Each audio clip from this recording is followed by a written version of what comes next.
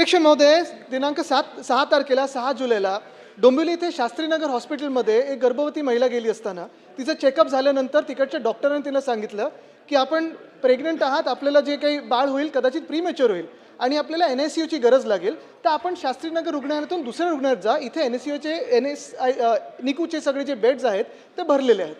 पण हे ऐकताच कोणीतरी तिकडच्या एका स्थानिक नगरसेवकाला बोलवून तिकडच्या महिला डॉक्टर, पुरुष डॉक्टर, नर्सेस, आत्ता आपण ऐकतो की आपण अजून काही नवीन नर्सिंग कॉलेज वगैरे सुरू करणार आहे.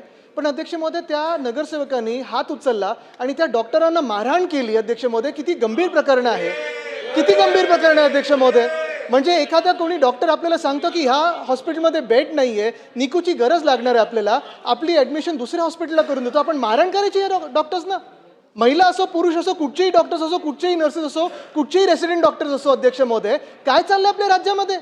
मला वाटतं सगळेच इथे मान्य करतील की असं जर डॉक्टर्सना मारहाण व्हायला लागली आणि जर काम बंद झालं तर बाकीच्या रुग्णांबद्दल काय अध्यक्ष महोदय?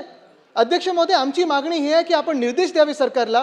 एक तर मुख्यमंत्री महोदयांकडून ह्याच्यावर निवेदन व्हावं, त्या नगरसेवकावर कारवाई व्हावी आणि त्या नगरसेवकाला त्याच्या पदावरनं बरखास्त केलं पाहिजे अध्यक्ष महोदय. नाही तर हा महाराष्ट्र शांत बसणार नाही अध्यक्ष महोदय. ही आपण इथे निर्देश दिले पाहिजेत.